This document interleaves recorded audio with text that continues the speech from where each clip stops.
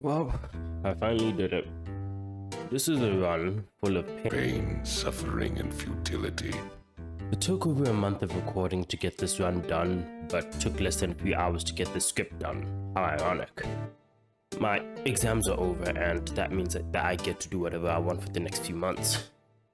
Despite that, the next challenge I want to do is quite a similar one. You'll see it after everything is said and done. Sorry if I sound like shit because right now, as of recording, I am deathly sick.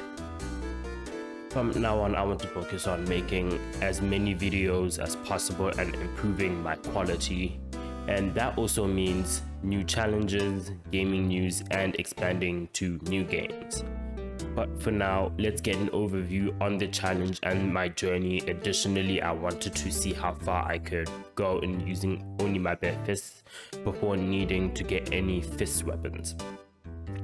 Starting off, I chose the warrior class as it has the highest strength and vigor out of all of the classes, and fist skill with strength. I wanted to get as much damage as possible. As for the character, I chose to name him Grimjo. How do you say his name? But okay, cool. I just chose to name him Grimjo. That's it, from Bleach. The burial gift I chose was the Sovereignless Soul for extra levels. After strolling around for a bit, I did a damage test just to see what kind of damage to expect. Yeah, it's not serviceable.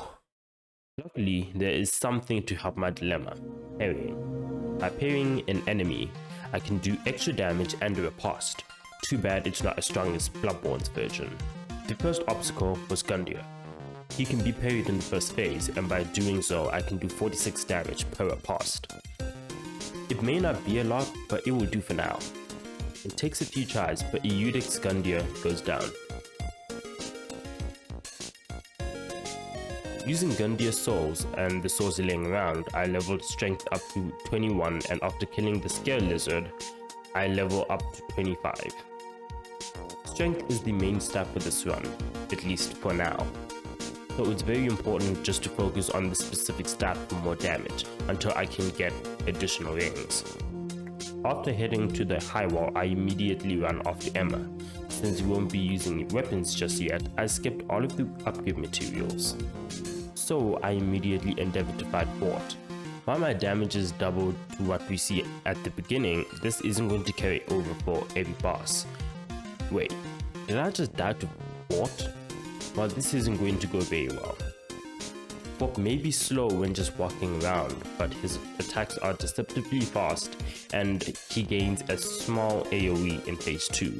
Well, not small because his entire body becomes a hitbox, meaning that I have to hit his leg and not be directly under him, else I will get frostbitten and get hit when he charges.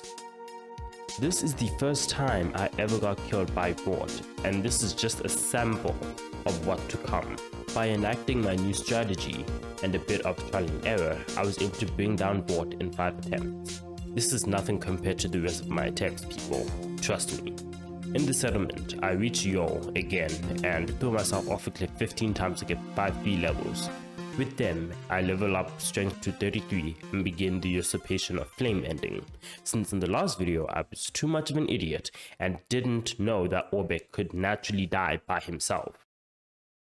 Moving on, it is in the settlement where I pick up my first damage upgrade, being the Flynn's Ring. In exchange for Dressing Light, I get up to 15% extra damage. Any damage increase helps. And after getting everything sorted, I level up strength to 35 and followed the Road of Sacrifices. There, I met Henri and Horace and immediately went to the Crystal Sage to see what we'll be doing this time around. Using a charged punch and following with a combo, I do 233 damage, but this isn't even the max damage I can do. If I strip naked and follow the exact same string of attacks, I do 238, which is negligible. Luckily, the Sage can be parried, and with the riposte, I do 330 damage. With this info, I went into the fight, and on the second attempt, I defeated the Sage with the riposte for style. After heading to the cathedral, I picked up the second upgrade to damage, being the Lloyd Sword Ring, which increases damage by 10% when at full health. With this ring equipped, I ran to the Deacons of the Deep and was surprised to see that Deacons gave me a run for my money. I guess that I should have expected this. Low damage to each Deacon, and the fact those here have more HP, meaning that only the leading chance that I have to win this fight is to get more damage, more HP, or use Alluring Skulls, so I got all three. But for now, I went to the Fang Keep and faced the Watchers. The Watchers, to say the least, is an easier fight. As much as I hate to admit it, it's the truth. By having less enemies and less HP, it makes the fight easier just by having those two factors reduced. To say the least, there really wasn't much to talk about here. The only issue was the part of where I had less than ideal damage and range. It was here where I started doing a bit more research on what to do, and thanks to Katsune for making a video on this. When you first enter the fight, the best thing to do is deal damage while the one watcher is there. The moment it becomes a menage a trois, pull out like your father should have, sorry.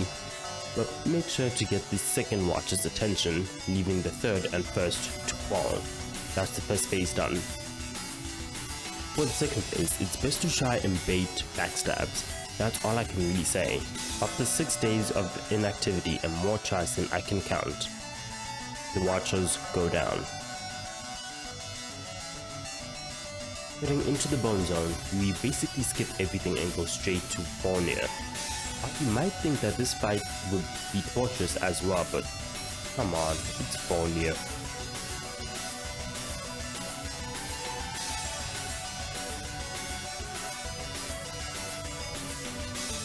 My controller disconnected, okay? This time we actually kill him, as I should. Next, I go in with 2 catches again by spending 20k souls for the tower key, which could have gone towards levels, but sometimes utility outweighs damage. The reason for this is for Alluring Skulls, which he sells an unlimited supply of. Going back to the Deacons, we still see the same problem. Damage isn't as much of a problem, but the fact that they can surround you is. By not having any hyper armor when attacking, we are left for dead. I went on trying this boss for 4 hours, no luck, until finally I caved and summoned both army and horse to get the job done. And it was also here where I have to admit that I tried doing this challenge so on and off to the point of where I saw it as a fist video, not one where I use my fists and fist weapons. But it was only later in the run where I realized that this was a fists run. I know it's theoretically possible, you just need to get enough spacing, make sure the Fatsos don't hear the Archdemon, and try to chain backstabs, as that's what I found to be the case on the last attempt. But I simply decided that it was just better for me to get this video out so I can get to editing sooner. Now that we have the doll, we can go into Irithyll. With that, I go and have my chances with Pontiff. Because Pontiff can be parried, I can do serviceable damage for the most part. That is until he reaches the second phase and summons his Shade.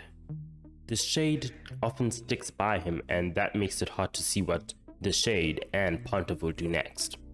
But the problem with the Shade is that it takes less damage than Pontiff, so it's more of a challenge to kill the Shade than for me to kill Pontiff himself. And after trying my best, I just decided that I was not ready for Pontiff, so I tried my hand at Dancer, and I struggled as well.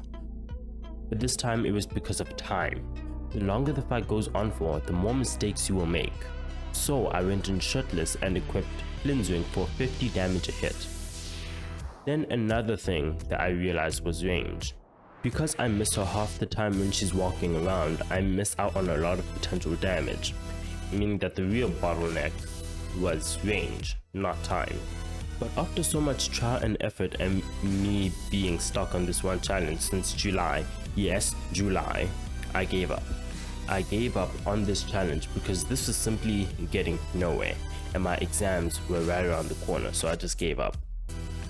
And you know what? I don't regret it. Sometimes in life you just have to let things go. You can't win at everything, but if you at least try, that's all that matters, right? So from now on, I will just use fist weapons. I don't want to become extremely overpowered just yet, so I will use the Cestus and the Dark Hand for the rest of the run.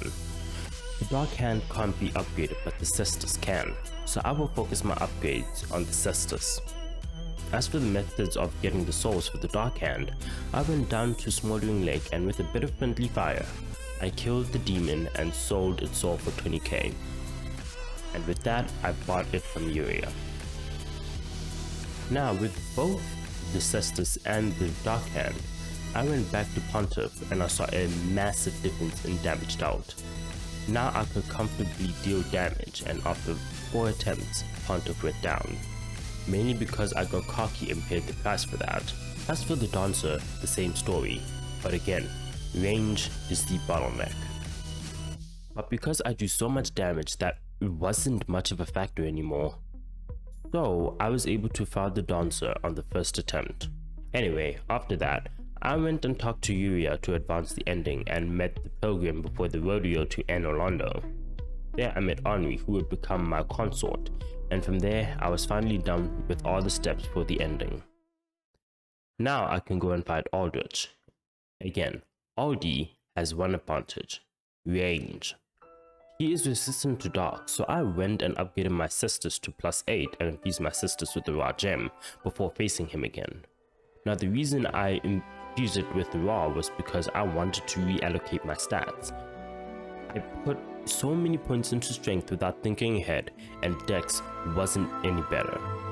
So I decided to focus on leveling vigor and endurance, so I could get the most out of my build and not make unnecessary adjustments by leveling up. When it came to fighting Aldrich, I treated him the same as Pontiff, which was my mistake, as he did more damage and could heal from his lifesteal attack. So I opted to fight his rear end, or lack thereof, settling for less damage but safer than facing him head on.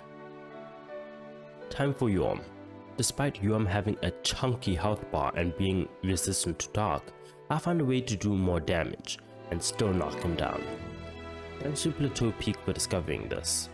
Man, I'm referencing a lot of challenge runners today, huh? Okay, so when dealing damage to his legs, it's less than chip damage, but when dealing damage to his arms, I do about double the damage per hit. And here's the neat part: if you can do 2000 damage to his right arm, the one on your left, you can stagger him, dealing damage to his head before riposting for a total of close to 5000 damage if you follow my build and guide.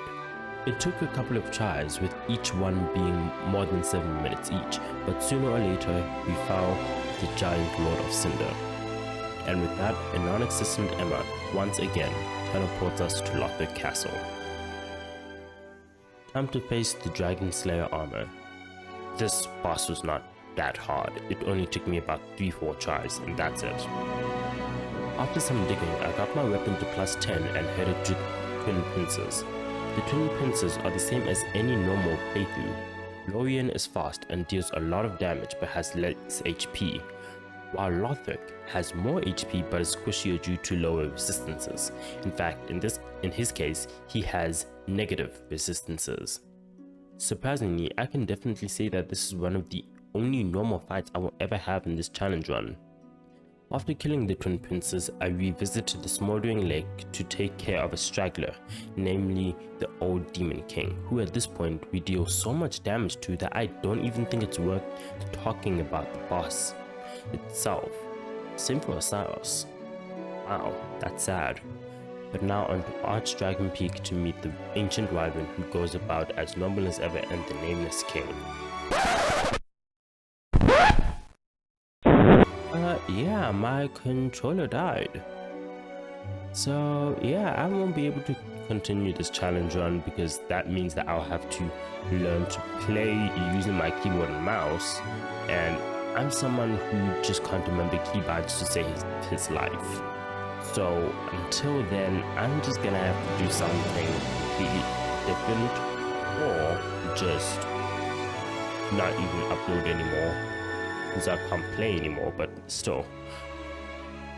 So for now, these Dark Souls challenge runs will be on hold until I can find another game to do challenge runs with. Luckily, there is one of mine. The hint is in one of the videos I have uploaded in the past, so be sure to look at them when possible.